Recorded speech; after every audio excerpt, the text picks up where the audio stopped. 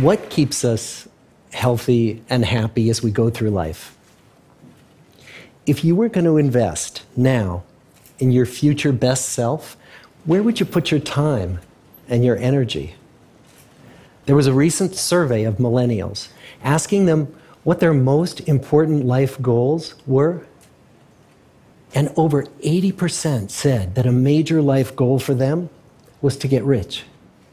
And another 50% of those same young adults said that another major life goal was to become famous. And we're constantly told to lean into work, to push harder and achieve more. We're given the impression that these are the things that we need to go after in order to have a good life.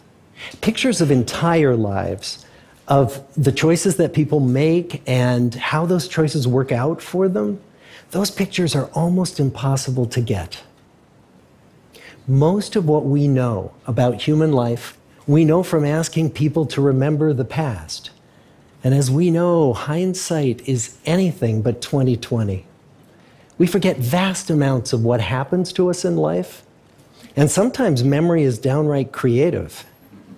But what if we could watch entire lives as they unfold through time? What if we could study people from the time that they were teenagers all the way into old age to see what really keeps people happy and healthy? We did that. The Harvard study of adult development may be the longest study of adult life that's ever been done. For 75 years, we've tracked the lives of 724 men. Year after year, asking about their work, their home lives, their health, and of course, asking all along the way without knowing how their life stories were going to turn out. Studies like this are exceedingly rare. Almost all projects of this kind fall apart within a decade because too many people drop out of the study, or funding for the research dries up, or the researchers get distracted, or they die, and nobody moves the ball further down the field. But through a combination of luck and the persistence of several generations of researchers, this study has survived. About 60 of our original 724 men are still alive, still participating in the study, most of them in their 90s. And we are now beginning to study the more than 2,000 children of these men. And I'm the fourth director of the study. Since 1938, we've tracked the lives of two groups of men. The first group started in the study when they were sophomores at Harvard College. They all finished college during World War II, and then most went off to serve in the war. And the second group that we've followed was a group of boys from Boston's poorest neighborhoods. Boys who were chosen for the study specifically because they were from some of the most troubled and disadvantaged families in the Boston of the 1930s. Most lived in tenements, many without hot and cold running water. When they entered the study, all of these teenagers were interviewed, they were given medical exams. We went to their homes and we interviewed their parents. And then these teenagers grew up into adults who entered all walks of life. They became factory workers and lawyers and bricklayers and doctors, one president of the United States. Some developed alcoholism, a few developed schizophrenia. Some climbed the social ladder from the bottom all the way to the very top, and some made that journey in the opposite direction. The founders of this study would never in their wildest dreams have imagined that I would be standing here today, 75 years later, telling you that the study still continues. Every 2 years, our patient and dedicated research staff calls up our men and asks them if we can send them yet one more set of questions about their lives. Many of the inner city Boston men ask us, "Why do you keep wanting to study me? My life just isn't that interesting." The Harvard men never asked that question.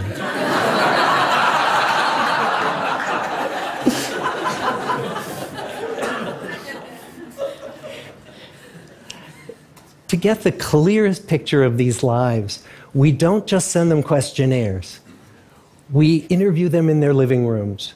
We get their medical records from their doctors. We draw their blood. We scan their brains. We talk to their children. We videotape them talking with their wives about their deepest concerns. And when about a decade ago we finally asked the wives if they would join us as members of the study, many of the women said, "You know, it's about time." So what have we learned? What are the lessons that come from the tens of thousands of pages of information that we've generated on these lives? Well, the lessons aren't about wealth or fame or working harder and harder. The clearest message that we get from this 75-year study is this: good relationships keep us happier and healthier, period. We've learned 3 big lessons about relationships. The first is that social connections are really good for us and that loneliness kills. It turns out that people who are more socially connected to family, to friends, to community are happier, they're physically healthier, and they live longer than people who are less well connected. And the experience of loneliness turns out to be toxic. People who are more isolated than they want to be from others find that they are less happy, their health declines earlier in midlife, their brain functioning declines sooner, and they live shorter lives than people who are not lonely. And the sad fact is that at any given time, more than 1 in 5 Americans will report that they're lonely. And we know that you can be lonely in a crowd and you can be lonely in a marriage. So the second big lesson that we learned is that it's not just the number of friends you have, and it's not whether or not you're in a committed relationship, but it's the quality of your close relationships that matters. It turns out that living in the midst of conflict is really bad for our health. High conflict marriages, for example, without much affection, turn out to be very bad for our health, perhaps worse than getting divorced. And living in the midst of good, warm relationships is protective.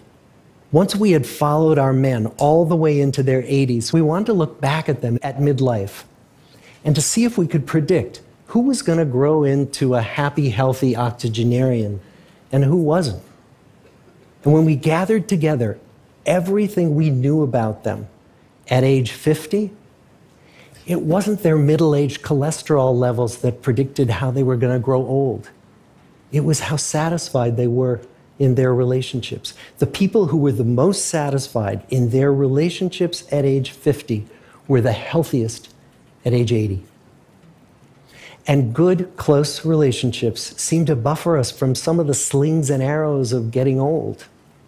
Our most happily partnered men and women reported in their 80s that on the days when they had more physical pain, their moods stayed just as happy.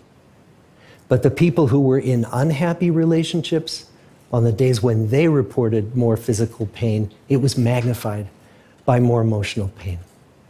And the third big lesson that we learn about relationships and our health is that good relationships don't just protect our bodies, they protect our brains. It turns out that being in a securely attached relationship to another person in your 80s is protective. That the people who are in relationships where they really feel they can count on the other person in times of need, those people's memories stay sharper longer. And the people in relationships where they feel they really can't count on the other one, those are the people who experience earlier memory decline. And those good relationships, they don't have to be smooth all the time. Some of our octogenarian couples could bicker with each other day in and day out. But as long as they felt that they could really count on the other when the going got tough, those arguments didn't take a toll on their memories. So, this message that good, close relationships are good for our health and well-being, this is wisdom that's as old as the hills. Why is this so hard to get and so easy to ignore? Well, we're human. What we'd really like is a quick fix, something we can get that'll make our lives good and keep them that way. Relationships are messy and they're complicated, and the hard work of tending to family and friends, that's not sexy or glamorous. It's also lifelong. It never ends.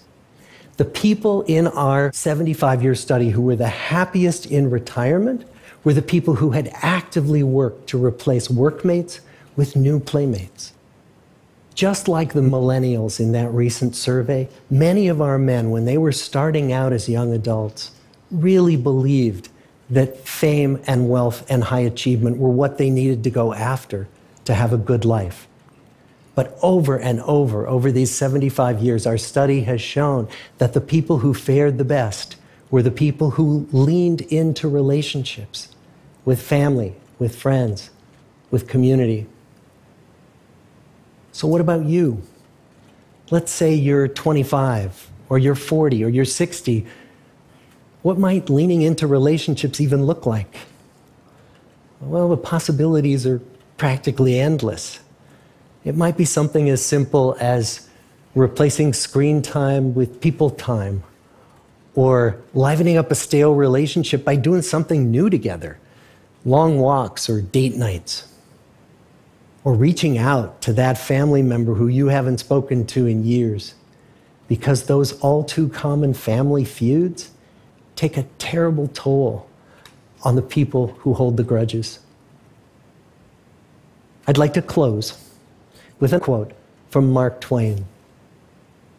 More than a century ago, he was looking back on his life, and he wrote this: "There isn't time, so brief is life, for bickerings, apologies, heartburnings, callings to account. There is only time for loving, and but an instant, so to speak, for that. The good life is built with good relationships." Thank you.